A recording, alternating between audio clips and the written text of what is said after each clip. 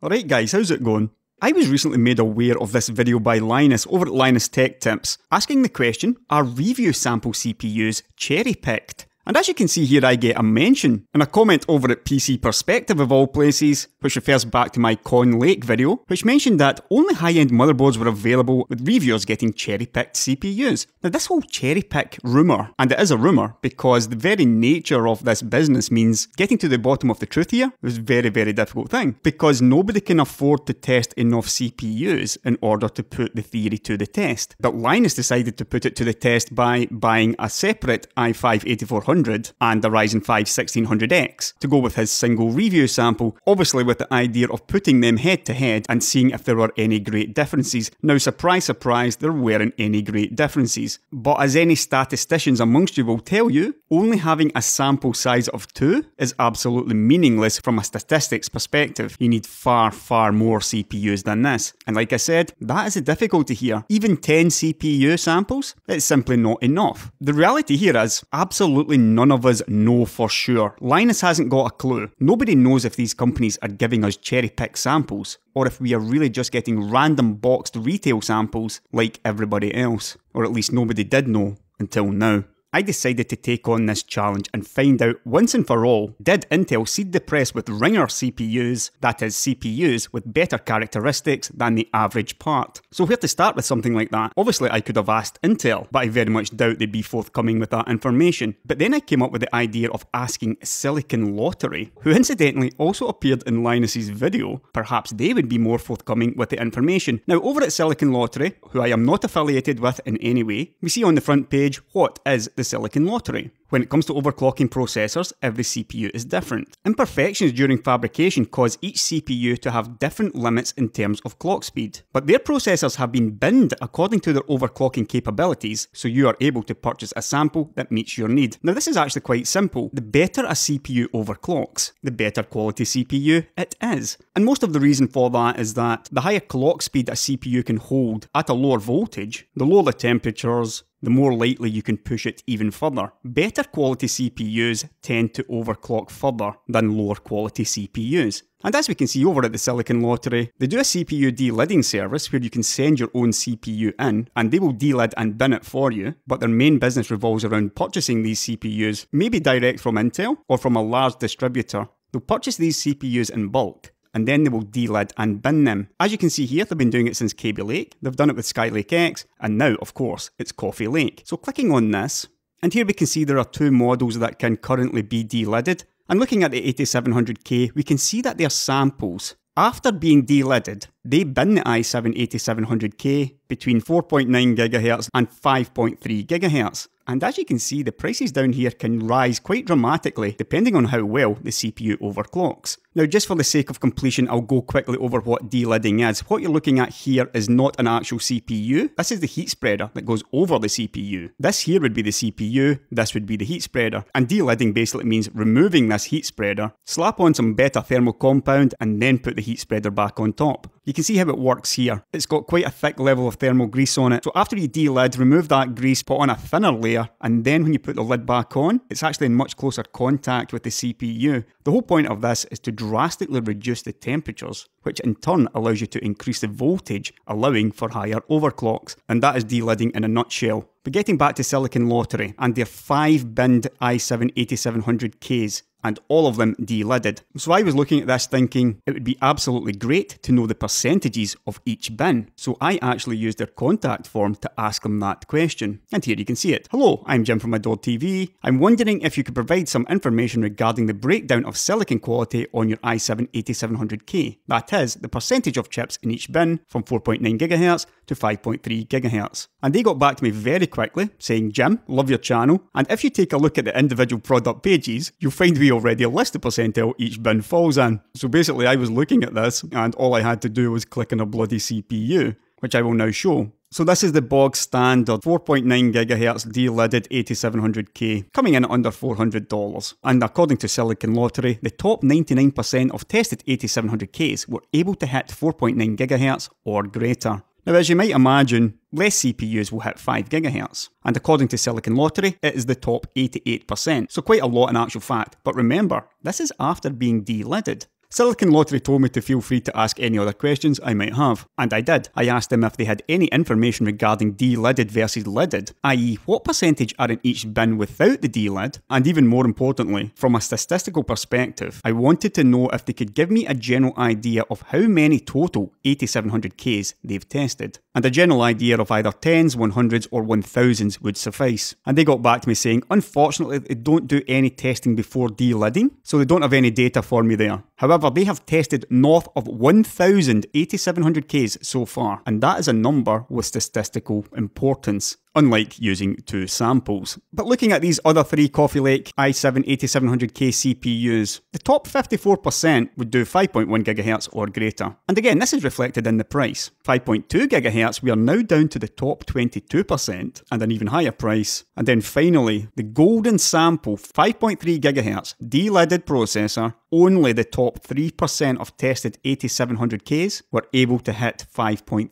GHz. Now you think about this, this is over 1000 CPUs, and right here we see the conditions in which an 8700K would fall under a certain bin. In the case of this 5.3 GHz, it has to be able to do it at 1.437 volts or less with a -2 AVX offset. Let's say they buy 100 8700Ks. The first thing they're going to do, because they don't want to waste time, is overclock the CPU to 5.3 GHz with a 1.437 V-core and a -2 AVX offset. They will then put that CPU through a rigorous stress test routine to ensure stability. If the CPU is not capable of 5.3 GHz under these conditions, they will then try the same CPU at 5.2 GHz with a 1.425 V-core and the same -2 AVX offset. And they will keep on doing this until finally they get to this 4.9 GHz one, which presumably at a 99% chance the CPU will fall under this bracket at worst. So hopefully that explains this whole process, and hopefully, judging by their numbers, you can see that Silicon Lottery has these statistically important numbers. The numbers that tell us the percentages of where these CPUs fall when it comes to maximum overclocking and therefore quality of CPU. So now we've got a good idea of where the quality of these CPUs fall. What we now need to do is take a look through the tech press and see what kind of overclocks they got with their 8700K samples. And I'm not just talking about 1 or 2 publications here. In fact, I had a look at 20 publications, 21 in fact, but I dropped Kit Guru because there wasn't enough information on their overclock. But 20 publications during their launch day 8700K reviews, and instantly I knew there would be an issue because not one of these, that I can tell at least, not one of these publications de-lidded their CPU. You don't really expect to see CPUs being de-lidded during a review. So this gave us a slight issue to start with, because clearly, as you've just learned, de-lidding dramatically lowers temperatures, which in turn allows you to raise voltages and therefore get higher ultimate overclocks. Before I take a look at each publication, I tried to find out what kind of difference to the ultimate overclock de-lidding would make. And over at OCN, the official de-lidded club and guide. Scroll down slightly to the members list and we can see that they've been de-lidding since Ivy Bridge. This is when the whole de-lidding thing really came to the fore, because this was when Intel started putting the crappy thermal material on their CPUs, and people discovered that de-lidding these CPUs was the key to getting the atrocious temperatures down. And here we can see things like 600 MHz gained after a de-lid, 100, 200, 900. Obviously a lot here depends on the cooling solution too. But they've got them for AMD CPUs, we've got them for 1366, Haswell, all the way up to the most recent one, Skylake. Again, we're seeing stuff like 400 MHz from a de-lid, maybe 200 MHz. Sometimes, depending on how bad the chip is, you won't get anything out of it. But generally speaking, for Skylake, we were seeing 100 or 200 MHz. Again, for Kaby Lake, we're looking at 100 MHz, 300 MHz, even 500 in some cases. And finally, we get to Coffee Lake, and we're looking at, I'm pretty sure that's not 2 GHz. That should be 200 MHz. Again, 200, 200. That should be 100, I'm sure, not 1000. And there's a 300. On average, it appears that de-lidding Coffee Lake gets you around a 200 MHz gain on your ultimate overclock. But I'm not even going to use 200 MHz. I am simply going to go with 100 MHz extra. In other words, if one of these publications gets, for example, 5 GHz without a de-lid, in most cases, I will assume that after de-lidding, that CPU would now do 5.1 GHz, and so on. But it's not quite that simple alone, because sometimes the publications would just stop at 5 GHz. And if you think about it, many people with Coffee Lake 8700K CPUs would be happy with 5 GHz. They won't even bother trying to overclock further than that. And believe it or not, many publications are the same. So in most cases, I'll be taking a look at the temperatures their CPUs reached after the overclock, and what kind of voltages the CPUs could hold these overclocks at, as well as just general stuff like what they are saying. So there is my disclaimer. This cannot be an exact science because these guys didn't de-lid their CPUs. It is impossible to tell exactly where every single one of these CPUs would ultimately end up at, but based on various pieces of information, we can give it a bloody good shot. And that is what I did here. I gave it my best shot. I believe in most cases erring on the side of caution, and as you saw there, I could have gone with 200 MHz extra on the D-lid, but I opted for the cautious 100 MHz instead. So with my disclaimer said, it's time to take a look at the quality of CPU that all these guys in the tech press got from Intel.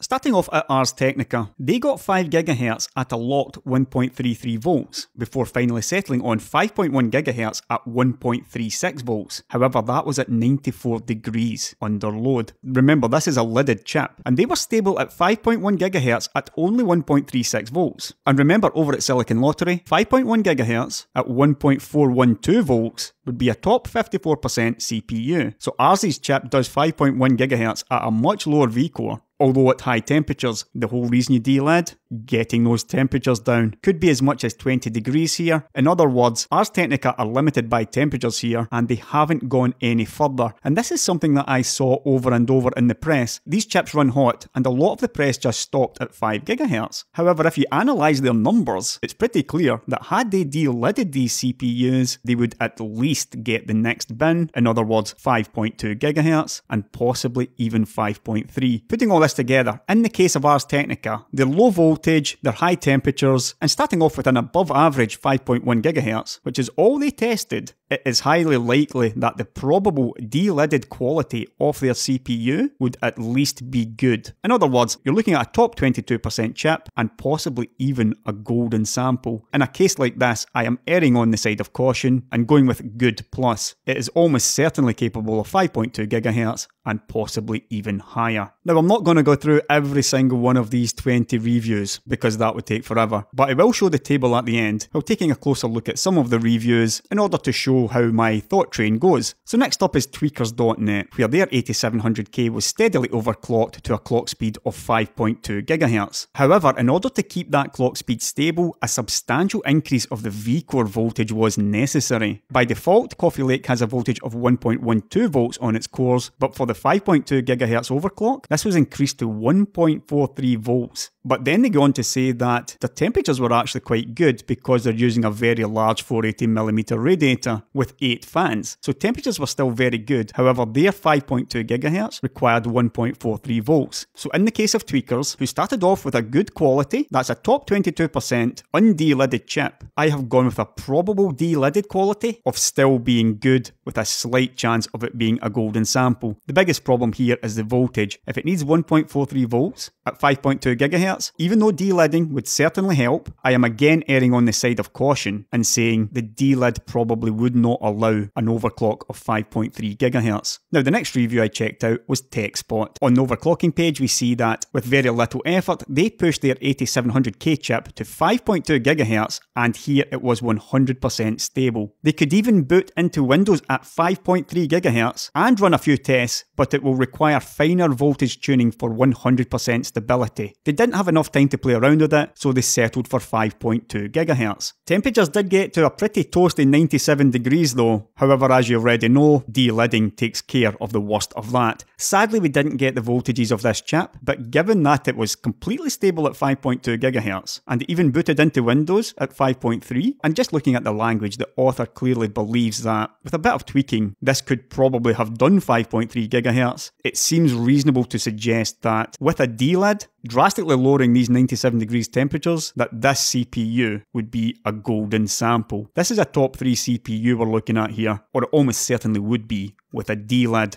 Now looking at some others, trusted reviews. They had a maximum stable clock speed of 5.1 and a maximum tested of 5.1. What they actually did was they just used the automatic overclocking feature in the BIOS. That overclocked the CPU to 5.1 GHz, gave it a 1.4 voltage and 85 degree temperatures. In that case, I assumed that this 5.1 GHz clock speed should fairly simply do 5.2 GHz after a de-lid. Guru 3D had a max stable clock speed of 5.2 with 1.392 volts and temperatures around about 90 degrees. They were were actually using an engineering sample. But in this case, with a D-lid, there's little reason to believe that their CPU would not also be a golden sample. Remember, falling under the golden sample bracket, according to Silicon Lottery, 5.3 GHz at 1.437 volts. 5.2 GHz at 1.392 without a D-lid, that is almost certainly a golden sample. PC Games N got 5.2 GHz, however there was no more information, so in this case I was forced to stay with good quality. It's at least good and possibly a golden sample, we just don't know. One of the more interesting reviews, however, came over at Tom's Hardware, and reading through this pretty early on, it became clear to me that the author has got a bit of a dog here. But they did say that they made it all the way to 5 GHz without any problems. And at 5.1 GHz they booted into Windows, ran a couple of games, but the processor could not run Cinebench. We didn't see any voltages at Tom's Hardware, but temperatures were around about 92 degrees, and their 5 GHz stable overclock was below average. And because we know that it failed at 5.1 GHz, realistically, with a D-lid, the best probable quality of this CPU would be above average. Now I went on and on and on checking all of these reviews. Perhaps an interesting one would be over at Eurogamer, who were one of those publications who only really pushed their CPU to 5 GHz. However, their CPU was stable at only 1.32 volts. So even though the minimum quality was only below average, at such low voltage and 5 GHz, they have probably got a golden sample. I settled on golden sample here because it ran fine at 5 GHz even under testing AVX. So if you think about Silicon Lottery and their -2 AVX offset, in effect you're looking at maybe 5.2 GHz here with a 1.32 voltage. This is almost certainly a golden sample. The exact same thing happened at Tweaktown with the exact same voltages. They only tested 5 GHz, but it was stable running Handbrake using AVX. PC Perspective, they had a really interesting one. They appear to only have tested 5.1 GHz. However, they say that everything was completely stable through their continued testing and benchmarking, running the CPU at only 1.2 volts. Once again, you're looking at another golden sample. The next interesting one, I guess, was Hardware Canucks, who got a maximum stable clock speed of 5.145 GHz, presumably failing 5.2 GHz. That's the only reason you would go to 5.145 if you were trying to get every single extra megahertz out of it. Interesting for them though, they required 1.45 volts, which is pretty high, and even though their temperatures were low, while only using this single fan Noctua NHU12S cooler, the simple fact that they could not get above 5.145 GHz at 1.45 volts means that they are probably stuck with this above average CPU. They tried to get everything out of it that they could, and above average appears to be the limit to this. De-lidding probably wouldn't do anything for this CPU, and once again I am erring on the cautious side by suggesting that. Next up was Pro Clockers, who actually managed 5.3 GHz out of the box without a D-lid. It did require 1.43 volts, however it is clearly a golden sample, which would only get better with a D-lid. And the final one, and the most interesting one, for a different reason that you'll soon see, was over at Hexus. It appears that they only tried 5 GHz again. Like so many others, they didn't push beyond 5 GHz. However, that 5 GHz came at a pretty low 1.275 volts and very low temperatures of 76 degrees. This is almost certainly a golden engineering sample. As we can see, Recipe hit an all-core 5 GHz in the BIOS, increased voltage to 1.275 volts, and away you go. The all-core temperature averaged 76 degrees under sustained load. But much more telling, and for some reason a paragraph that up until recently I had missed completely. The author, Tarinder, who's been in this business for maybe 15 years or so I believe, went on to say this: "We have since spoken to a number of UK-based system integrators and learnt that the engineering sample chips provided by Intel overclock to 5 GHz far more easily than retail models, to the extent that an extra 0.1 volts is needed to ensure stability, raising heat and calling a guaranteed all-core 5 GHz overclock into serious question. We'll undoubtedly learn more as systems come into the lab, but don't be surprised to see PCs arrive at speeds that don't rival what we show." Now I don't know about you, but had you not read that last paragraph at Texas, I'm pretty sure you would have been under the impression that 5.1, 5.2 GHz, pretty much the norm for an 8700K. You would certainly be under that impression had you read any of these reviews that I've just covered. And looking down this final column here, the probable quality of their CPUs after being de-lidded, we can see very, very many probable golden samples. But let's just err on the safe side and say that half of those potential golden samples simply didn't make it. They were stuck at being good. In other words, top 22% CPUs. That would still be far away from what the most trustworthy source we have on the real silicon quality, that is Silicon Lottery, suggests. If these CPUs that the tech press got were truly just randomly chosen, off-the-shelf retail samples like Linus would have us believe, then why are so many of them so much better than the average 8700K? If any of you guys are stats guys, you can look at this table and say the chances of these 20 review sites getting such high quality CPUs through random chance is absolutely vanishingly small, to the point where it is effectively nil. In other words, there is no chance that this was random selection. These are cherry-picked CPUs. But wait a minute, you say, what about Tom's Hardware? What about Tech Power Up? What about Hardware Canucks? Those are three pretty big websites. Tom's Hardware especially. I mean, if you're going to send a ringer to somebody, why not send it to Tom's Hardware? They're the biggest tech website on the planet by far. And yet they probably got the worst 8700K. The answer to that is simple, I just don't know. We're all working with different PR guys. Maybe some wires got crossed somewhere. Maybe there was something wrong with the motherboard that Tom's got instead. We simply don't know. But we do know that the quality, the average quality over these 20 review sites is far and away above the true average quality of the 8700K. So let me just cover a few more things to end this video. Der Bauer is also selling bin chips, and his maximum bin is 5.2 GHz. He's got a few different editions at 5.2 GHz, but this also points to the fact that without de-lidding, the most you should expect is 5.2 GHz from the very best chips. We saw that on the list. Quite a few of them got to 5.2. This is just yet more evidence of the press getting very good chips.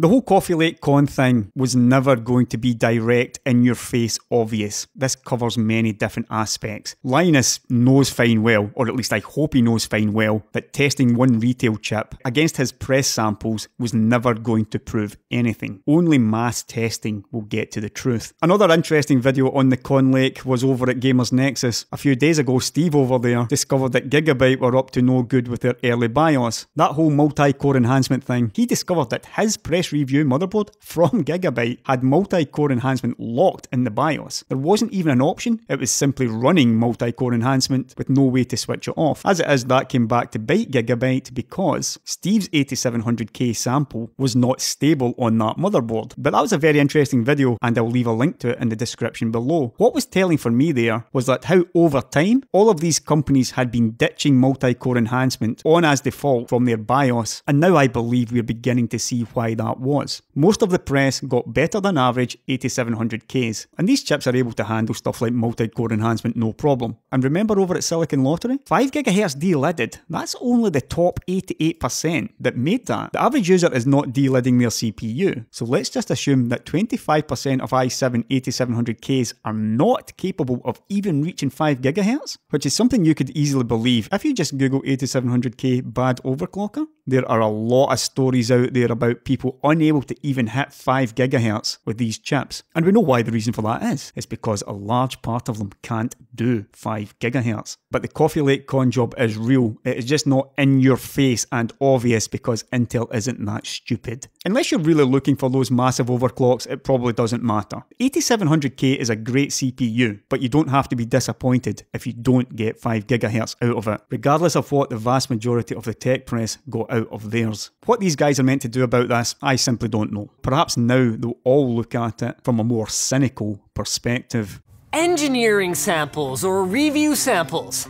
They're cherry-picked so that the media outlets like Linus Tech Tips will see inflated performance and overclocking numbers so that you, yes, you, Jerry, will get suckered into buying a new CPU every year.